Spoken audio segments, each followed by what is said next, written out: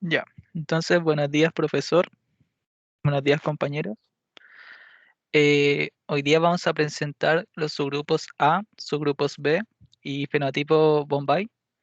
Los integrantes son Gemima Ríos, Juan Sudel, Luz Vargas, Catalina Weber, José Díaz, quien está hablando, y mi compañera Victoria Salgado, que me va a acompañar en la presentación. Nuestro docente es Cristian Sandoval y la asignatura es de inmunohematología. Ya, entonces, a modo de introducción, se señala cuál es la importancia de la determinación de los grupos sanguíneos. Ya la determinación del grupo sanguíneo se realiza para que usted pueda donar sangre o recibir una transfusión de sangre de manera segura. También se realiza además para ver si usted posee una sustancia llamada el factor RH en la superficie de los glóbulos rojos. Bien, los subgrupos se pueden diferenciar por la cantidad de antígeno que tengan presente en el eritrocito, ya sea antígeno A o antígeno B. Dentro de los subgrupos más comunes son los subgrupos correspondientes a los del grupo A y grupo B. De estos son más comunes los subgrupos de A.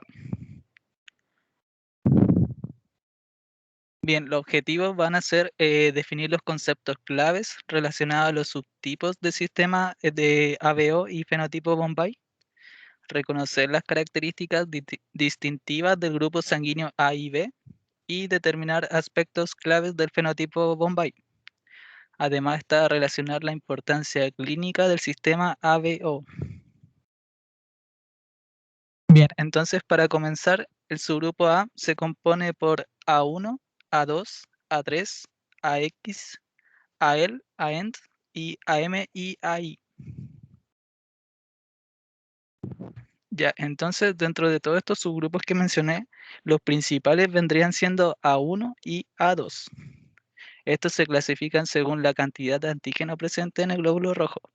A medida que ésta va disminuyendo, van por orden de A1, A2, A3, AX, AEND, AM y AL. Los subgrupos varían también de las diferentes poblaciones. Los europeos eh, proceden aproximadamente un 80% de las personas con grupos sanguíneos A y AB, que pertenecen al subgrupo A1 y el restante, al 20%, al subgrupo A2. También los subgrupos se reconocen más frecuentemente cuando existe una discrepancia entre la prueba globular o directa y la prueba sérica o inversa. Bien, los estudios moleculares además han confirmado que los subgrupos A y B son heterogéneos. La clasificación serológica no se correlaciona consistentemente con el análisis genómico, ya que existen múltiples alelos que presentan el mismo tipo débil, el mismo fenotipo débil, perdón. Y en algunos casos además hay un fenotipo que tiene el mismo alelo. Ya, entonces para esto se hace una distinción serológica entre A1 y A2. Esta se basa principalmente en la aglutinación de los eritrocitos A1 y la no aglutinación de los eritrocitos A2 con el antisuero llamado anti-A1, el cual corresponde a un extracto de semillas de Lochisos biflorus. Entonces, los eritrocitos de las personas A1 y A2 reaccionan fuertemente con el reactivo anti-A en las pruebas de aglutinación directa. Como se ve en la tabla a continuación, las reacciones contra el antisuero anti-A ocurre en la mayoría de los subgrupos, exceptando a X y a L. Para la aglutinación de los antisueros anti-B, en este caso no habría presencia. Ay, perdón. Y para anti-AB existe una presencia, y para anti-H se señala en A1 que no existe aglutinación, pero igualmente puede haber.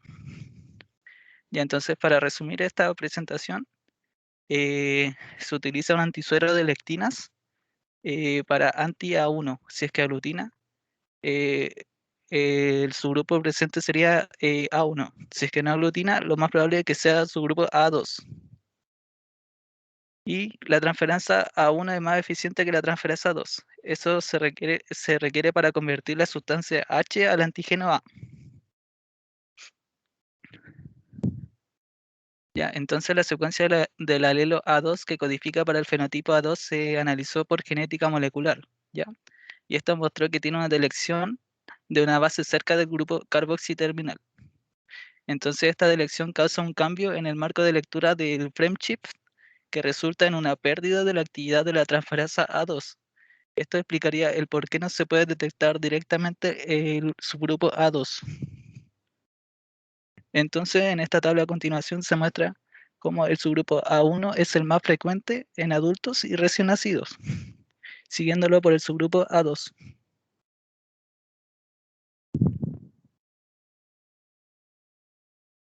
Bueno, y en el subgrupo B tenemos que está compuesto por el subgrupo B3, BX, el BM y el BL.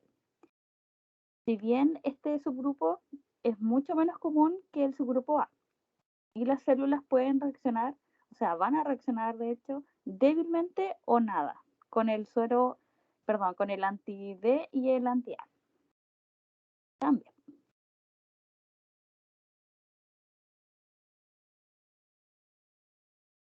Bueno, y como dije anteriormente, estas son reacciones muy débiles y muy extrañas, las que se pueden dividir, las que se han encontrado básicamente en casos aislados.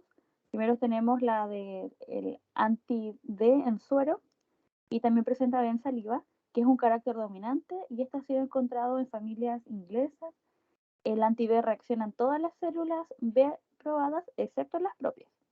Después otro escenario que se presentó es el no anti-B en suero y B en saliva, también de carácter dominante, y este es llamado el BW.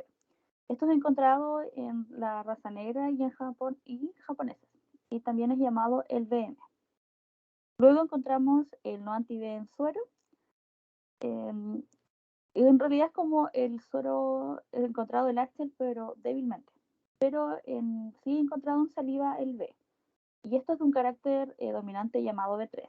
Esto ha sido encontrado en familias indias y francesas. Bueno, y acá en la tabla se puede ver que cuando se presenta el suero anti-B con la sangre, en este caso, la reacción antígeno-anticuerpo va a ser de 4 cruces, o sea, es fuerte.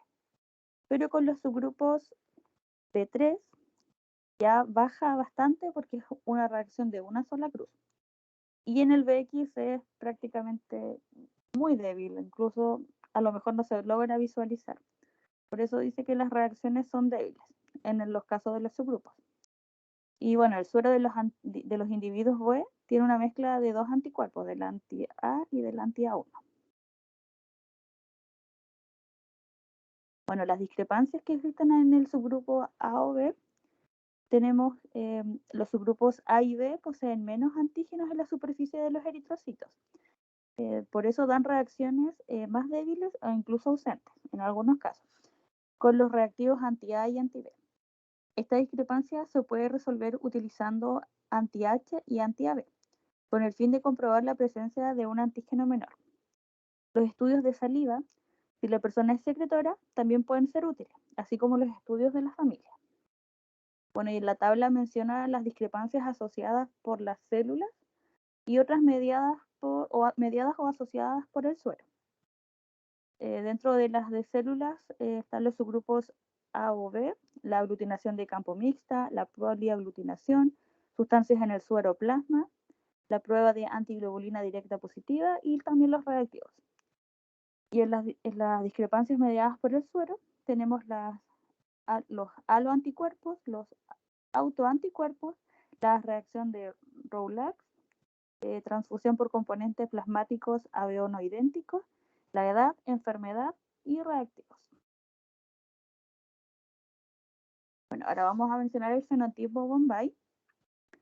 El fenotipo Bombay es caracterizado por no presentar ninguno de los antígenos en la membrana, o sea, no presenta ni el A ni el B. Y tampoco presenta el gen H. Esto se debe a una mutación prácticamente. Entonces, pero sí presenta anticuerpos, que son produce el anti-A, el anti-B y el anti-H. ¿Y cómo podemos identificar una persona de fenotipo Bombay? Bueno, el individuo es homocigoto recesivo para el gen H. O sea, no va a presentarlo, no lo va a expresar. Y si recordamos qué es lo que hace el gen H, es la molécula precursora de los antígenos A y antígeno B. Entonces, por eso no va a haber antígenos en la membrana del eritrocito.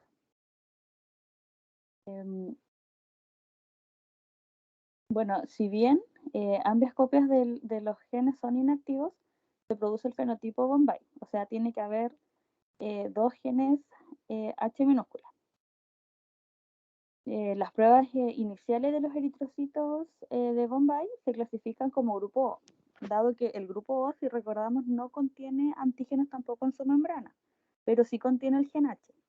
Esa es la diferencia con el genotipo Bombay. La presencia de los anticuerpos en el suero hace muy difícil la transfusión sanguínea para la gente que presenta el fenotipo Bombay. Por eso es lo complicado de este